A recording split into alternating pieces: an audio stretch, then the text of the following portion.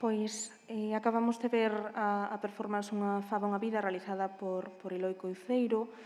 Naceu hai anos xa esta performance e foise modificando conforme foi pasando o tempo. Naceu a raíz da idea da faba de Lourenzá, unha faba que medra mellor cando está á beira das casas, unha faba que cultiva Marina Ural, a poeta que vimos no vídeo, que decidiu deixar a súa vida na cidade da Coruña e comezar unha nova no rural, en Lourenzá.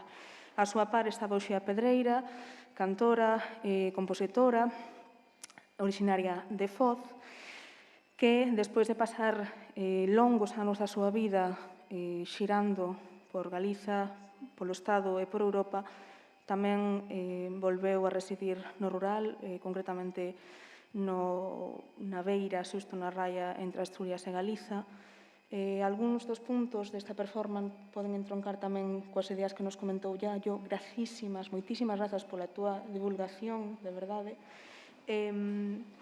O nomadismo, a cerna da música popular galega, algúns versos como de onde non hai non doe e onde doe está todo, porque como non sei voar, imagínome barco, ou esa idea de coidarse, da necesidade de coidarse dos lugares onde non hai fontes. Coídate dese lugar onde non medre a auga, coídate dese lugar onde non se pousa o vento. Con estas ideas abrimos, entón, o coloquio con Yayo Herrero. Bueno, eu digo que aproveitedes para reflexionar ou facer preguntas ou aproveitando que temos aquí a Yayo Herrero.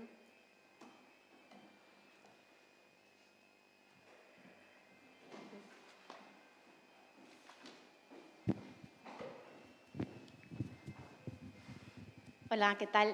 Pois, en primeiro lugar, quería agradecer moito estas xornadas e agradecer este espazo, porque creo que estamos tremendamente necesitadas, non? De crear espazos así, no que poder debatir sobre esos conceptos, esas experiencias que precisamos para, bueno, repensarnos e reentendernos nestos momentos, non? Entón, pois, moi agradecida e levo toda a mañá disfrutando moito e parabéns. Y ya, yo quería, bueno, ya sabía que era un placer leerte, ahora sé que es un placer escucharte, ¿no? Y qué maravilla, ¿no? Como nos regalas, ¿no? Esa forma de construir, ¿no? Y de entender y de comprender y poner conceptos y palabras, interrelacionar, ¿no? Todo el mundo en el que estamos viviendo, ¿no? Y es desde una sensibilidad y desde una, no sé, un saber que a mí me emociona, ¿no? Especialmente. Y bueno, quería recoger, me gustó mucho cuando hablaste de que había que crear nuevos horizontes de deseo, ¿no? Y bueno, hablo un poco desde mí, ¿no? Con todo lo que llevamos viviendo en los últimos tiempos, con esta crisis ecosistémica y sanitaria, ¿no? Que parece que lo que nos está llevando es por el otro lado, ¿no? En el que nos está rompiendo colectivamente, ¿no? Estamos aislándonos, de repente parece que somos un peligro las personas unas para otras, ¿no? Es como que los lazos, los vínculos, ¿no? Esa interdependencia, ese sentido de comunidad que tanto necesitamos, ¿no? Para repensarnos, como que de repente se puso en entredicho, ¿no? Y ahora estamos más pues, en el miedo, en la distancia. Y es como muy, ¿no? Yo por momentos sentí mucha desesperanza, ¿no? Como que todo eso, el mundo está caminando justamente por donde no debería ir, ¿no? Es como, ¿y cómo lo hacemos, no? Entonces, pues es un poco egoísta la pregunta, ¿no? Pero es como para tener un poco de luz, ¿no? Es cómo creamos esos nuevos horizontes de deseo, no sé, a nivel pues práctico, ¿qué podemos ir haciendo a día de hoy, tal como están las cosas, pues para tener un poquito de luz, ¿no? Y nada, y contribuir un poco a que esto cambie. Bueno, probablemente te frustre un poco la respuesta porque no tengo una receta que te pueda proporcionar, ¿no? Lo que puedo compartirte sobre todo es pues un poco cómo lo vivo yo, como activista y como persona, ¿no? Bueno, empezar diciendo que te agradezco las palabras que tenías. Para mí ha sido muy importante estar hoy también aquí y una de las cosas que me ha encantado, por ejemplo, ha sido poder escuchar a María José, porque cuando yo venía del activismo ecologista y empecé a asomarme a la mirada ecofeminista y fue para mí como de repente dar un salto de comprensión y entender muchas más cosas desde esas diversidades, pues Ella fue una de las personas que yo leí, como Alicia, como muchas otras, o sea que al final lo que hay es un esfuerzo colectivo de muchas mujeres muy distintas, ¿no? que han ido aportando y a las que yo al menos tengo que agradecer mucho, ¿no? Y en cuanto al tema del... Fíjate, yo me acuerdo que hablábamos cuando saltó todo el tema de la pandemia, el confinamiento primero y demás. Yo hablaba con la gente de nuestros grupos ecologistas, con los activistas y las activistas con las que yo estoy, que son como mi comunidad y el lugar donde he aprendido a no tener nunca más miedo. Han sido los espacios de activismo sanos que hemos podido crear, ¿no? Y decíamos, pues esto ha saltado justamente por donde pensábamos que no iba a saltar. Es decir, pensábamos que, bueno, pues que la crisis obligaría a compartir mucho más y tal, y de repente la instrucción es como aislarte, ¿no? Pero en este aislamiento ha habido muchas luces y sombras. Han estado pues, los policías de balcón, la desconfianza, el convertir a las personas infectadas de repente, en lugar de enfermas, en amenazas para el resto, ¿no? Todo eso ha existido. Pero no nos olvidemos que ha habido también una tremenda explosión de solidaridad y de apoyo mutuo en casi todos los lugares, ¿no? Yo en el pueblo donde vivo, el valle entero se articuló. El valle entero se articuló para no solamente la gente que vivía en los pequeños pueblecitos, sino la que vivía en las ciudades un poco más grandes, ¿no? Todo lo que hemos visto en los medios de comunicación, de gente haciendo mascarillas, de personas en las ciudades, mi familia de Madrid contaba a algunos de ellos que por primera vez sabían cómo se llamaba quien vivía arriba, quien vivía abajo, quienes estaban enfrente. Es decir, mucha gente salió en los barrios y salió un poco con la cosa de decir, yo me quiero hacer cargo de otros y otras, ¿no? Y eso yo creo que es tremendamente importante. Hay un libro maravilloso, y cuando te entre la desesperanza es como el megasubidón el que te da, a mí me encanta, que se llama Un paraíso en el infierno, de Rebecca Solnit, ¿no? Y ella lo que ha hecho ha sido rastrear, ha hecho un rastreo por lo que denomina sociología del desastre, es decir, se ha revisado los grandes desastres de los últimos 150 años, sobre todo en el mundo anglosajón, y lo que ha estudiado ha sido qué respuestas se dieron, ¿no?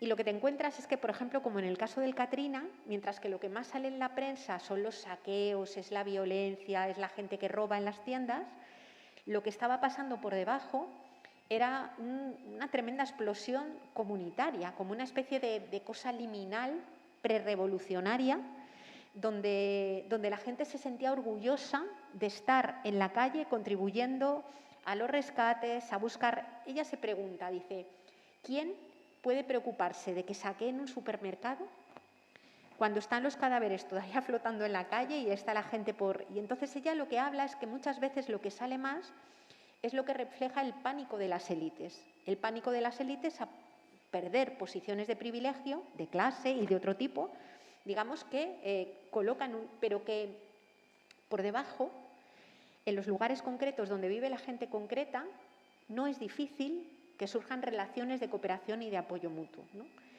A mí me parece que en este momento una buena parte del trabajo que tenemos por delante desde los activismos, pero desde los activismos en cualquier espacio, ¿no? Una de las tareas que tenemos delante es cómo, en situaciones incluso complicadas, si no somos capaces de hacer los cambios estructurales que habría que hacer y que sería posible hacer, si esa movilización, por así decir, social no la ganamos y quienes gobiernan siguen haciendo justo lo contrario de lo que habría que hacer, tendremos que organizarnos por abajo. Y una de las claves va a ser que en circunstancias hostiles salga más la cooperación que las luchas entre pobres. Y ahí hay mucho trabajo por hacer y se está haciendo. Lo que nos contó Teresa de las mariscadoras en el mar, cómo se organizan, lo que contó también Sabela. O sea, muchos de estos movimientos que estudiamos son movimientos de gente que se hace fuerte juntándose una con otra. O sea, yo creo que ahora mismo la gran clave, si a mí me dijeran ahora mismo pide un deseo ante la crisis global que tenemos, yo diría, bueno, que de repente la capacidad de hacer en común, el deseo de hacer en común, el deseo de comunidad, salga con mucha más fuerza, ¿no? Porque ahí yo creo que nos vamos a jugar mucho. Y yo creo que ahí es donde hay muchísimas luchas encabezadas por mujeres que presentan un elemento absolutamente diferencial. O sea, yo lo veo dentro, yo milito en una organización Soy activista en una organización mixta, ¿no? No somos solo mujeres. Pero yo creo sinceramente que no sin conflicto el movimiento lo que hemos llevado las mujeres está cambiando radicalmente el movimiento por liderazgos mucho más compartidos, liderazgos colectivos, por una forma distinta de organizar el movimiento, con unos cuestionamientos de los modos de escucha y de los modos de relación, ¿no? Y los movimientos cambian, insisto, no sin conflicto, porque al final hasta el movimiento más progresista está atravesado por dinámicas patriarcales y por dinámicas también muy coloniales y racistas, ¿no? Pero yo lo que sí he aprendido es que, igual que la economía capitalista generó un homo economicus que se siente individual y que, bueno, pues y que lucha por su propio, también en los movimientos sociales se genera una especie de homo militantus que se cree que no, o sea, que desprecia todos esos vínculos, ¿no? Vamos a necesitar mucho tiempo de activismo, creo yo. Y para que ese tiempo de activismo se dé, tenemos que estar bien dentro de él. Es decir, tenemos que estar bien, encontrarnos bien y celebrar los espacios donde nos juntamos para ser activistas como espacios también de seguridad y como espacios de esperanza, ¿no? Y entonces yo ahí creo que hay uno de los elementos claves. No estar solas e intentar crear esos espacios donde nos podamos echar unas risas. No sé, yo a veces tengo la sensación digo, mira, caminaremos al colapso, pero yo voy súper bien acompañada y me lo estoy pasando pipa mientras, ¿no? Es decir, que yo creo que hacer de ese camino un espacio. Yo me acuerdo, yo he participado en espacios de activismo hace mucho tiempo, fundamentalmente en el mundo sindical, donde cuando había una intervención violenta o un compañero que increpaba violentamente a otras personas y se le decía, el compañero decía, yo aquí no he venido a hacer amigos, he venido a cambiar el mundo, ¿no? Y no te digo que haya que hacer amigos en los espacios de militancia en el sentido ñoño, pero tienen que ser espacios de apoyo mutuo, de confianza y que estemos bien. Es decir, si construimos espacios para organizarnos y para intentar cambiar las cosas que reproducen las lógicas violentas del otro lado, va a ser tremendamente difícil, ¿no? Ya te digo que he sorteado ahí un poco, ¿no? Pero bueno, yo lo vivo así.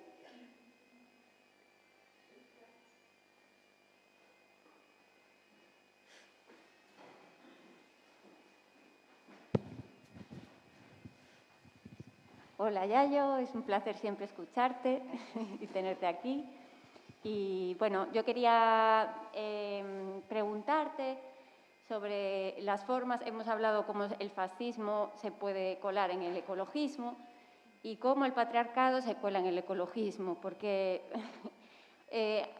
yo es algo que encuentro continuamente. Cuando empiezas a enfocar más lo que es el ecofeminismo, integrarlo, pues se ve continuamente y es complejo muchas veces visibilizarlo y que la gente que se cree súper ecologista, que está como súper evolucionada, entienda que tiene que trabajarse también los patriarcados y el tema de los cuidados. Y también quería preguntarte sobre cómo podemos integrar más esa perspectiva de decolonialidad, porque creo que tiene muchísimo que aportarnos a la hora de saber generar culturas biocéntricas, porque llevan muchísimos años con resistencias, con muchísima bagaje y experiencia de defensa de la vida. Y yo aquí en Europa, yo viví 5 años en México y tuve contacto con luchas medioambientales, trabajaba en tema de comunicación con pues, luchas ambientales, contra mineras, bueno, todo lo que viene siendo las transnacionales y sus deterioros comunitarios, de la vida, de todo. Entonces, creo que muchas veces aquí hablamos pues, de sustentabilidad, hablamos de consumo responsable y creo que deberíamos estar hablando más de cuidado de la vida y menos de consumo. Es como todo el rato el consumo, ¿no? Es como, el consumo es parte de esa visión antropocéntrica también. O sea, deberíamos estar viendo las cosas desde el punto del cuidado de la vida en su interdependencia. También cuando cuando hablamos de comunidad, creo que muchas veces son comunidades cerradas y no biodiversas. No estamos incluyendo. Veo que aquí se replican mucho comunidades que yo llamo monocultivo, porque es como toda la gente con los mismos privilegios, con la misma clase social, con el mismo color de piel, con la misma orientación sexual, y es peligroso porque esas comunidades piensan que su realidad es la única y es universal, y es necesario un ejercicio de empatía con otras situaciones y que a lo mejor no te están atravesando directamente, pero eres corresponsable también, porque es parte del cuidado de la vida, también darse cuenta de la corresponsabilidad que hay en eso, en la diferencia y en integrarla y en equilibrarla y a ver que haya también una equidad y una justicia con quién está por debajo, quién tiene menos privilegios. Y eso. Sí. Gracias. No, gracias a ti. A ver, como son muchísimas cosas, en general comparto bastante de lo que dices, ¿no? Dentro de los propios movimientos ecologistas como de los movimientos sociales, pues se integran las miradas patriarcales de forma clarísima. Quiero decir que, pero vamos, a veces en hombres y a veces también en las propias mujeres que conformamos los movimientos, ¿no? Y a mí en mi experiencia, yo hablo de lo que yo he vivido, a mí en mi experiencia hay veces en las que el conflicto es inevitable, porque básicamente a cualquiera que acumula privilegios y le apelas a los mismos o planteas la renuncia a los privilegios o se los quitas, porque hay veces que no se quiere renunciar a los privilegios, pues se producen tensiones, ¿no? Yo recuerdo hace unos años en el grupo local del que yo participaba, yo ahora participo del grupo local de Cantabria, pero entonces participaba del grupo local de Madrid, de Ecologistas en Acción, y teníamos compañeros ya mayores que estaban muy preocupados porque había pocas mujeres, o sea, había muchas mujeres muy jóvenes, pero a partir de cierta edad las mujeres desaparecían del movimiento y quedaban, y además hablaban poco y era como todo lo resolvían con el tema de y habla y que vengan y dices no, o sea, hay que plantearse qué tipo de relaciones hay, qué tipo de espacios creamos para que esto no se produzca, ¿no? Y hicimos montones de cosas, desde meter observadoras en las asambleas que apuntaban quién hablaba para decir quién, cómo el tiempo se distribuía entre los hombres y las mujeres, cómo los hombres no tenían ningún problema en intervenir 20 veces, en plantear además lo que otra ya había planteado, en recolocar la intervención que había hecho una compañera explicando lo que ella había querido decir, ¿no?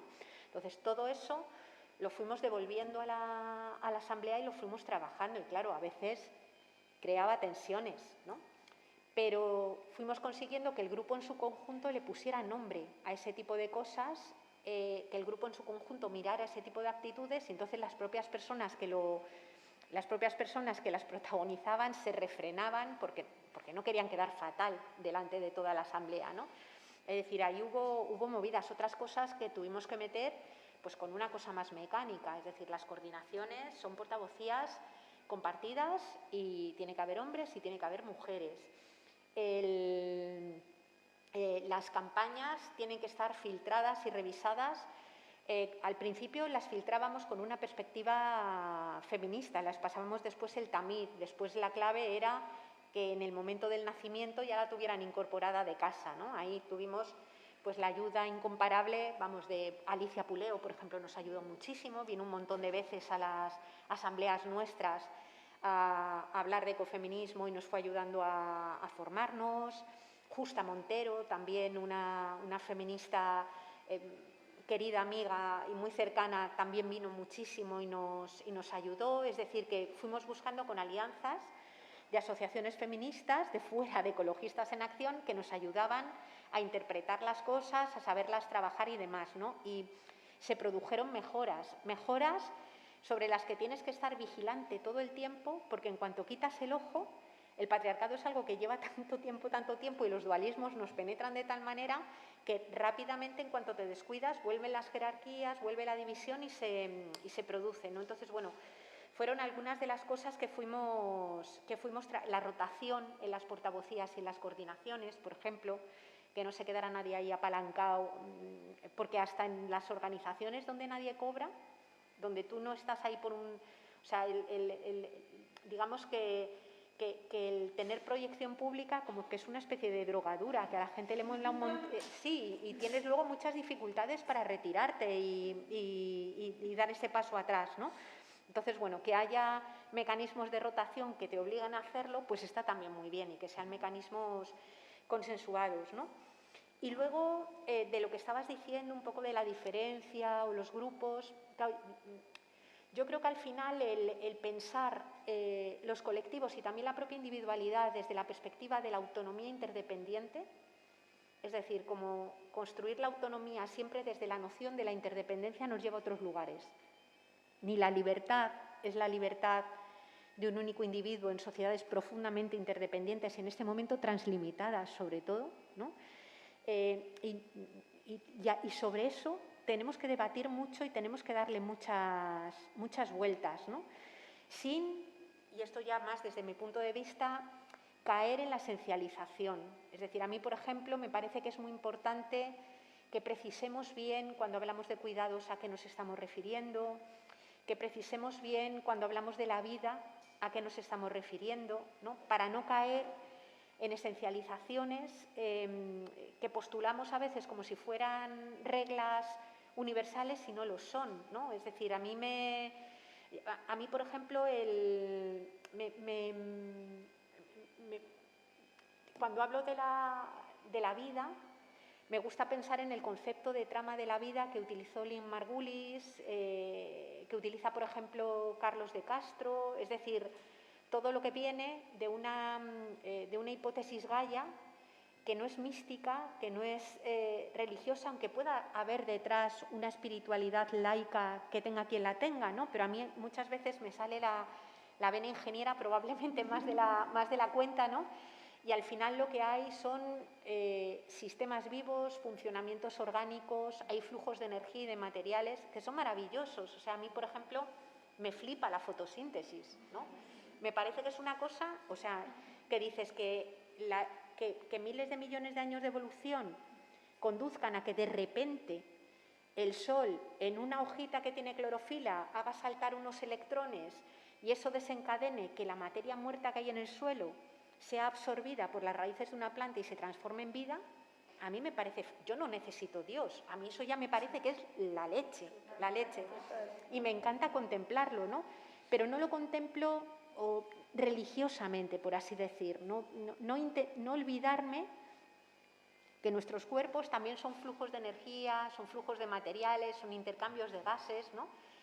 Y no me parece que eso choque con la posibilidad de la belleza, con la posibilidad de la política, sino todo lo contrario, sino que permite pensar la economía y la política desde lo que somos también materialmente, ¿no? Y eso yo lo he aprendido de los economistas, digo los porque son mayoría, los economistas ecológicos y las economistas feministas, que creo que ahí han ido haciendo un debate no siempre fácil, ¿no? Porque el propio concepto de sostenibilidad es bien controvertido desde esa perspectiva, ¿no? Pero bueno, gente como Amaya Pérez Orozco, como Cristina Carrasco, pues nos van ayudando a pensar también toda esa mirada, ¿no?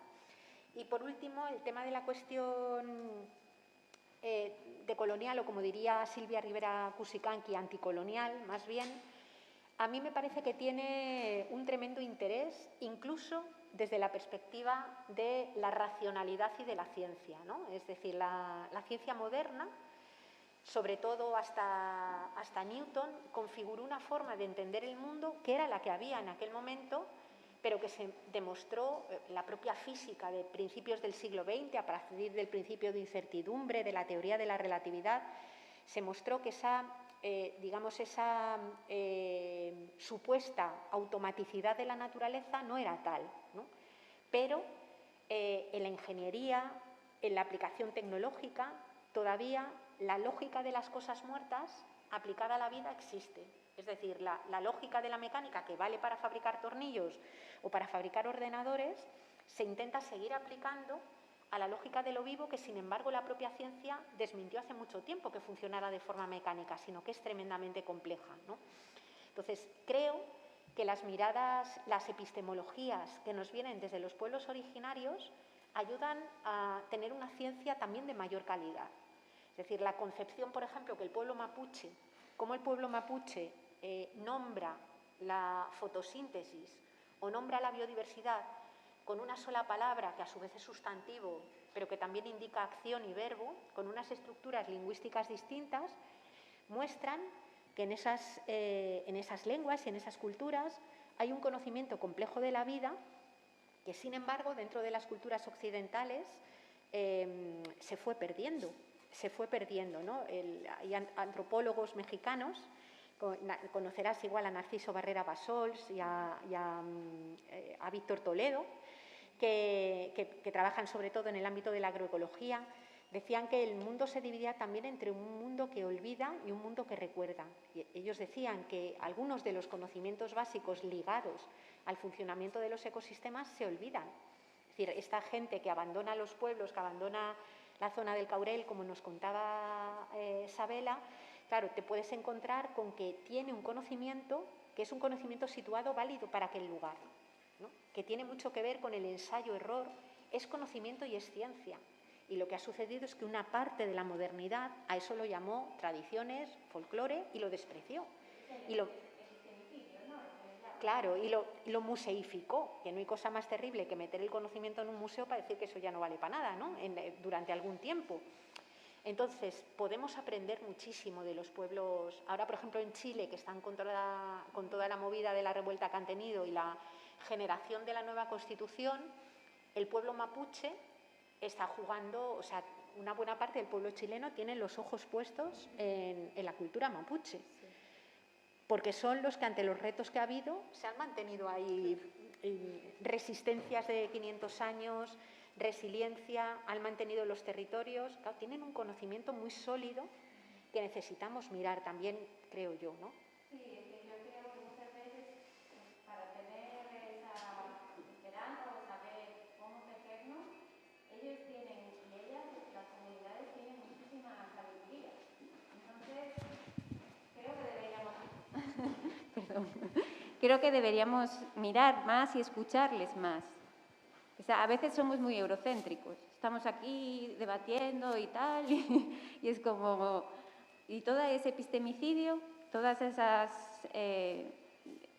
esos valores y esas sabidurías, debemos escucharlas, porque tienen muchísima información para poder colapsar, pero no colapsar mal, sino que haya esa resiliencia, porque llevan muchísimos años resistiendo. Todo es una experiencia brutal, anticapital, porque han resistido la colonización y el capitalismo salvaje. Y, no sé, yo desde mi experiencia, para mí fue un máster. Esos 5 años con comunidades originarias, yo aprendí más que en muchas universidades, porque tienen muchísima sabiduría de la experiencia de resistencia, de la conservación de sus cosmovisiones. También a veces caen en el esencialismo. Yo eso también lo notaba mucho y era algo que chocaba mucho conmigo, porque ahí me entraba la vena feminista y era como, pues no, ¿sabes? Porque esto es femenino y esto es masculino, o porque... Y bueno, ahí yo me lo reservaba, yo escuchaba y ya está, porque también son sus maneras, ¿no? Pero sí que eso, vi muchísima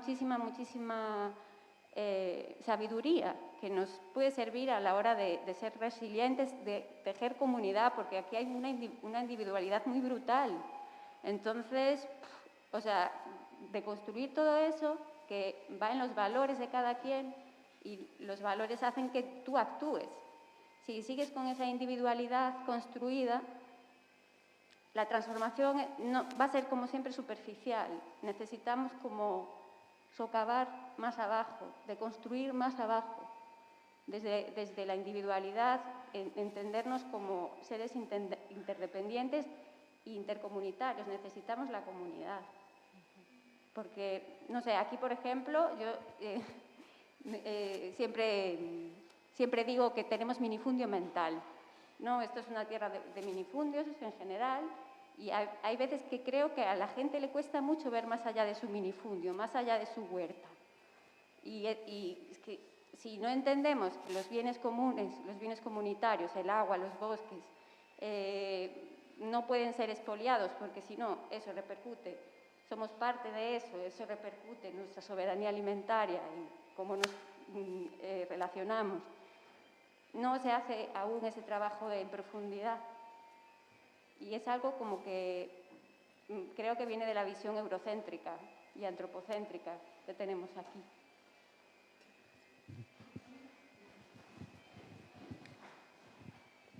Gracias. No, eu só quería hacer un pequeño apuntamento. Bueno, lo del minifundio es... yo soy muy crítica. Yo no estoy en contra del minifundio siempre y cuando haya un telón de fondo de un monte de mancomun, de comunidad, que lo pueda sustentar. Y de hecho hay muchas cosas escritas sobre lo pequeño es grande. Por ejemplo, nosotros hicimos hace poco un encuentro sobre ese tema, ¿no? Lo pequeño puede ser grande, lo que importa mucho la diversidad. A mí me interesa mucho lo que Yayo, como citas a Lynn Margulis, porque precisamente Lynn Margulis es mujer. No quiero decir, yo no soy, admito lo que dice Vanna Siva, no soy determinista, eso lo puede haber hecho un hombre cualquiera, pero es curioso que nosotros nos estemos moviendo en el darwinismo de la madrastra naturaleza y de la lucha por la sobrevivencia, cuando nos olvidamos, por ejemplo, de cuestiones como la de Lynn Margulis, que defiende la endosimbiosis, es decir, la vida se desenvuelve y fructifica y aumenta a través de la endosimbiosis y de la simbiosis. Es decir, hasta podría haber un fundamento epistemológico, de fundamento filosófico, como el capitalismo prefiere y fomenta y divulga la lucha por la sobrevivencia, malinterpretando a Darwin, porque no... y en cambio, la teoría tan importante, tan trascendental del Colegio del Lindisfarne, que, bueno, con Lovelock y nominadamente de Lynn Margulis, queda un poco en el olvido, cuando aparte de todo es preciosa. O sea, aparte de todo es que es de una belleza. Y yo soy bióloga convencida, ¿no? Quiero decir, soy amante de lo que yo estudié y de lo que hice. Y me gustaba mucho que la estás citando, Lynn Margulis, y quizá era simplemente dar este toque de por qué es importante filosóficamente estar en un marco de escala de valores en donde se fomente, se divulgue cierto tipo de cuestiones que son científicas, que están demostradas. La evolución no se hubiera dado lugar si no hay la endosimbiosis, si los mitocondrias no se hubieran asociado con las amebas para poder hacer la respiración intracelular. Y es tan bonito, tan precioso, eso que es una pena que no se divulgue más. Y simplemente era para meterte en ese punto de Lynn Margulis. Sí. Vale, no sé si armé un barullo aquí. No, a ella le hicieron una entrevista que a mí me encantó, y era una entrevista en la que le preguntaban por qué la teoría de la simbiogénesis había tenido tanta resistencia al principio y luego al final ya fue aceptada, pero por qué había tenido tanta resistencia al principio. Y Lynn Margulis, así en la entrevista que le hacían, se reía un poco, dice, es que yo creo que para algunos investigadores es una teoría excesivamente femenina, ¿no? Decían, es que hables que la vida se ha abierto paso fundamentalmente a través de la cooperación y no tanto a través de la lucha, que claro, rompía totalmente con la mirada liberal que se había creado anteriormente, ¿no?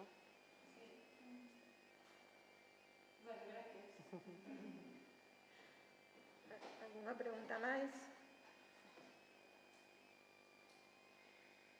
Nada máis? Bueno, pois entón, pois nada, agradecervos a todas estar hoxe aquí, as relatoras maravillosas, a Yayo, que xa é unha amiga, directamente, e convidarvos a seguir as próximas historias que pergeñemos. Vale.